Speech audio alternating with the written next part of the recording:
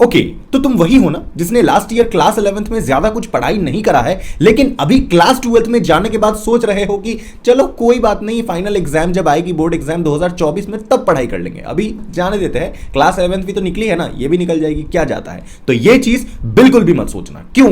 क्योंकि 2023-24 board exam की जो एग्जाम पैटर्न है वो बिल्कुल चेंज हो चुकी है सीबीएसई की तरह, और इसका इंपैक्ट बहुत ज्यादा पड़ने वाला है आप स्टूडेंट्स के ऊपर। कुछ स्टूडेंट्स के लिए ये बहुत पॉजिटिव चीज है, कुछ स्टूडेंट के लिए बहुत नेगेटिव चीज है। तो आप किस कैटेगरी में एक्चुअली आते हो और आपको क्या करना चाहिए, क्या एग्जैक्टली एग्जाम पैटर्न होने वाला है आपका 2024 के बोर्ड एग्जाम के लिए मार्च के महीने में, आपका क्या स्ट्रैटेजी होनी चाहिए, हर एक चीज इस वीडियो में डिटेल में डिस्कस करेंगे। और जो लेटेस्ट नोटिफिकेशन आई है सीबीएसई की तरफ से नए एग्जाम पैटर्न के ऊपर, उसको अच्छे से ब्रेक डाउन करेंगे और देखेंगे क्या ये वाकई में आपके लिए फायदेमंद है या काफी नुकसान वाली बात। ओके, तो चलिए वीडियो शुरू करते हैं, लेकिन उससे पहले हमारे चैनल अनटोल्ड मैक को जरूर सब्सक्राइब करना, क्योंकि तुम्हारे भैया तुम्हारे पूरे बोर्ड एग्जाम की जर्नी में तुम्हारे साथ देने वाले, इस बात का मैं वादा करता हूं। ओके, चलो देखो बच्चे, बात ऐसी है कि जो एग्जाम पैटर्न आई है ना लेटेस्ट, मतलब सीबीएसई की इस साल 2023-24 वाले आप लोगों के सेशन के लिए, अगर आप अभी क्लास 12th में हो, जस्ट अभी गए और आपका 2024 में मार्च में एग्जाम होने वाला है नेक्स्ट ईयर,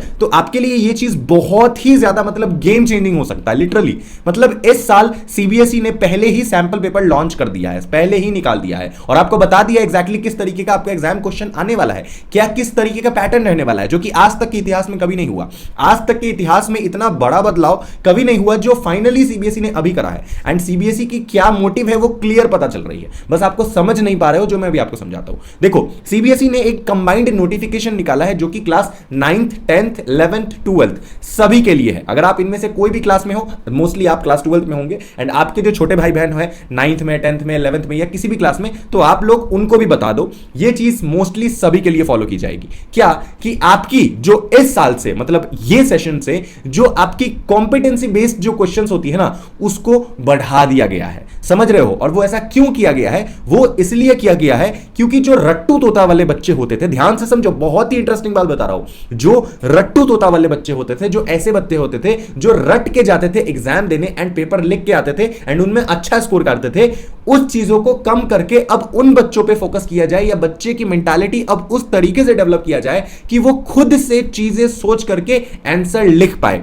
क्लियर दिख रहा है कि सीबीएसई यही चाहती है कि आपकी जो माइंडसेट है वो अब इस तरीके से डेवलप हो कि भैया आप पहले से ही ट्रेंड हो जाओ कि खुद से सोच करके आंसर कैसे लिखना है, मतलब कैसे लिख पाओगे आप। ओके, जो बच्चे रटने वाले थे ना भैया, अब नहीं चलेगा। अगर तुम्हें तुम्हारी पुरानी क्लासेस की कंसेप्ट नहीं है तो शायद तुम्हें थोड़ा ये साल भारी पड़ने वाला है, लेकिन अगर तुम्हें तुम्हारा पिछले साल का कंसेप्ट है, क्लास 11 का कंसेप्ट है, या फिर अगर तुम 10th में हो तो 9th का कंसेप्ट है, तो ईजिली तुम्हारा ये सेशन भी निकलेगा और तुम बोर्ड में बहुत अच्छा स्कोर करोगे। और अगर नहीं है तो कैसे करना है वो अभी बता रहा हूं, डोंट वरी, घबराना आपको नहीं है, अभी तो सेशन शुरू हुई है। तो यहां पर बहुत बड़ी नोटिफिकेशन है, मैं आपके स्क्रीन के ऊपर लगा दूंगा, लेकिन यहां पे जो गौर फरमाने वाली चीज है, जो सेकंड कॉलम में, सेकंड बॉक्स में आपको दिख रहा है, क्लास 11th एंड 12th के लिए यहां पे कंपेयर करके बताया गया है लास्ट ईयर से, 2022-23 वाले से, कि देखो लास्ट ईयर जो तुम्हारा 100% पेपर बनता था किसी भी सब्जेक्ट का, कोई भी सब्जेक्ट जो भी सीबीएसई बोर्ड के अंदर आता है, कोई भी सब्जेक्ट का जो पेपर था, उसका जो टोटल 100% का पेपर था, 100% में से 30% कॉम्पिटेंसी बेस्ड क्वेश्चंस आते थे, ठीक है, और आपकी 20% ऑब्जेक्टिव टाइप क्वेश्चंस आते थे, ऑब्जेक्टिव बेस्ड क्वेश्चन आते थे, एंड रिमेनिंग के जो 50% थे वो आपके शॉर्ट या फिर लॉन्ग आंसर जैसे क्वेश्चन आते थे। नहीं समझे? मैं समझाया तो ध्यान से सुन लो, अभी भी मैं एकदम स्क्रैच से बताना चाहता हूं, एकदम जीरो लेवल से। अगर आपको कुछ भी नहीं पता है तो भी आप समझ जाओगे, डोंट वरी। देखो, कॉम्पिटेंसी बेस्ड क्वेश्चन का मतलब क्या होता है, ध्यान से समझ लो, यहां पे साफ लिख रखा है, मैं तो अभी एक्सप्लेन करूंगा, लेकिन यहां पे जो लिखा है वो समझ लो। जैसे कि वैसे क्वेश्चन, ध्यान से सुनो, वैसे क्वेश्चन जो कि multiple choice kind of question हो, ठीक है ना, मल्टीपल चॉइस बेस्ड क्वेश्चन हो, या फिर केस स्टडी बेस्ड क्वेश्चन, जो कि सबसे ज्यादा इंपॉर्टेंट है। कोई आपको केस दे दिया जाता है जिसे आपको अपने दिमाग से सॉल्व करना पड़ता है, कोई कहानी आपको दिया जाता है जिस कहानी को आपको सॉल्व करके आंसर देना पड़ता है खुद के दिमाग से, ना कि वो चीज जो बुक में रटा रटा लिखा है वो आप लिख दो जाके, वो नहीं, बुकिश लैंग्वेज नहीं, जो आप खुद से आइडिया लगाते हो, वैसे क्वेश्चन को कॉम्पिटेंसी बेस्ड क्वेश्चन बोलते हैं। या फिर सोर्स बेस्ड क्वेश्चन, कभी कभी आप देखते हो ना, कुछ पिक्चर लगे रहते हैं, कुछ डायग्राम्स बने रहते हैं, एंड उसको आपको सॉल्व करना पड़ता है, कुछ पजल काइंड ऑफ थिंग,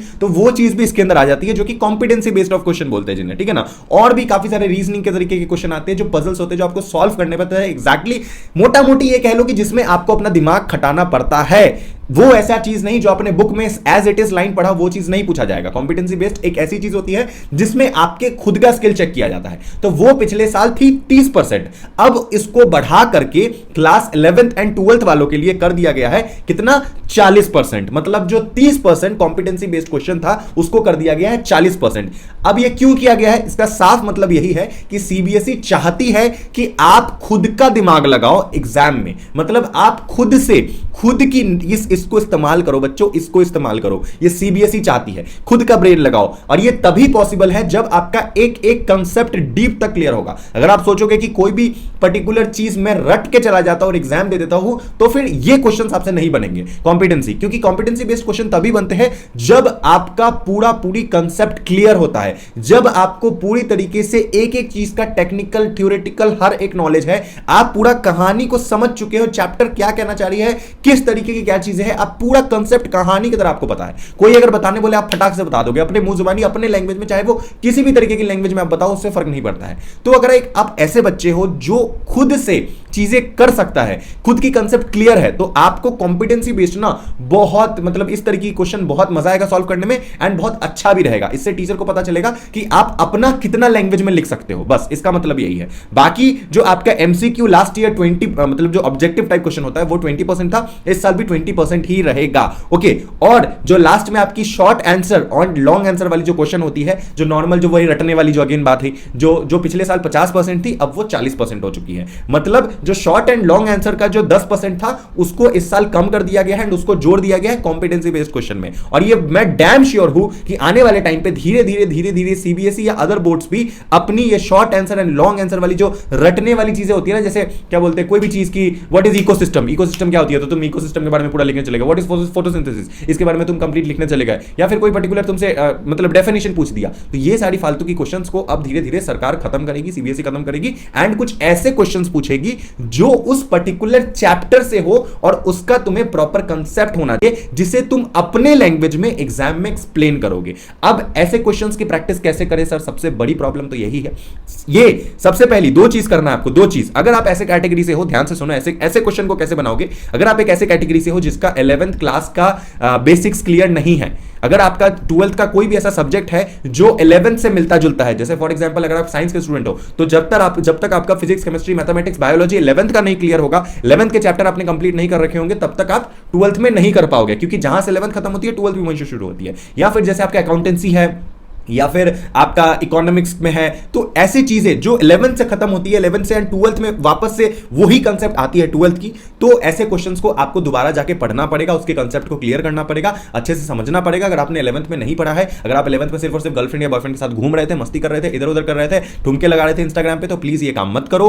अभी भी वक्त है, अभी तो पूरा साल पड़ा है। सबसे बड़ा स्ट्रैटेजी यही है कि जाके पुरानी चीजों पे फोकस करो जो तुमने नहीं करा था 11th में सॉरी। ओके, एंड जो वैसे बच्चे हैं जिनका 11th क्लियर है, तो आप कैसे प्रैक्टिस करोगे, तो आप प्रैक्टिस कैसे करोगे, इसका बहुत ही सिंपल सा लॉजिक है कि कोई भी कंसेप्ट को समझने के बाद जो क्वेश्चन निकलती है उसके अंदर से मतलब ये केस स्टडी टाइप, उसको अपने वर्ड्स में लिखने की कोशिश करो, इंस्टेड ऑफ की बुक में जो उसका आंसर दे रखा होगा उस केस स्टडी का, उसको अपने लैंग्वेज में तोड़ तोड़ के paragraph wise line by line अपने तरीके से डायग्राम यूज करके, फ्लो चार्ट यूज करके लिखने की कोशिश करो। इससे आपको एक हैबिट जनरेट होगी कि कैसे क्वेश्चंस का आंसर करना है, कैसे कैसे खुद से लिखना है। क्योंकि अभी तक तो बुक में जो आपने डेफिनेशन पढ़ा वही चिपका देते थे, थोड़ा मोड़ा उसे ऊपर नीचे बड़ा करके, लेकिन अब वो काम नहीं करना है। अपने लैंग्वेज में चीजों को लिखना सीखो। तो दो ही चीज करना है, एक बच्चे पहले 11th का चीजें क्लियर कर लो, 11th की चीजों को पूरी मतलब अपने दिमाग में डाल लो, पूरा कंसेप्ट क्लियर करो। एंड जो बच्चे 12th में है, प्रैक्टिस करो, प्रैक्टिस में इस तरीके से प्रैक्टिस करो कि तुम खुद की लैंग्वेज में चीजें लिख पाओ। ओके, शुक्रिया ये वीडियो देखने के लिए। आई होप आपको वीडियो डेफिनेटली पसंद आई होगी। और सबसे इंपॉर्टेंट चीज की, अगर आप सीयूईटी की तैयारी करने वाले हो, आप अगर अभी बोर्ड में हो और आपको सीयूईटी की तैयारी करनी है, जो कि डेफिनेटली आपको करनी ही चाहिए, नहीं छोड़ना है एनी हाउ, आपको अभी से ही सीयूईटी एग्जाम की तैयारी करनी चाहिए, या फिर अदर कोई भी एंट्रेंस एग्जाम की, चाहे आपकी सीयूईटी हो, आईपी मैट हो, या फिर कोई भी पर्टिकुलर एंट्रेंस एग्जाम हो, तो हमारे पास उसकी कंप्लीट कोर्सेज अवेलेबल है, जहां पर मैं पर्सनली आपको उस कोर्स में मेंटोरशिप दे रहा हूंगा। मेरी कंप्लीट गाइडेंस आपको प्रोवाइड की जाएगी हमारे सीयूईटी के कोर्स में। तो अगर आपको हमारी कोर्स को ज्वाइन करना है तो व्हाट्सएप नंबर मैं नीचे डाल देता हूं, इस व्हाट्सएप नंबर पर आप हमें मैसेज कर देना कि सर हमें अभी से आपका सीयूईटी का कोर्स ज्वाइन करना है, थोड़ा सीयूईटी का तैयारी करना है, तो हम आपको अपनी कोर्स में इनरोल कर लेंगे। आप बस फी पे करोगे एंड उसके बाद आपकी तैयारी शुरू। ओके, शुक्रिया वीडियो को देखने के लिए, चैनल को सब्सक्राइब कर लेना। तब तक के लिए मिलते हैं मेरे प्यारे बच्चों अगले वीडियो में। Love you, tata bye bye, फोड़ देंगे इस बार बोर्ड्स में।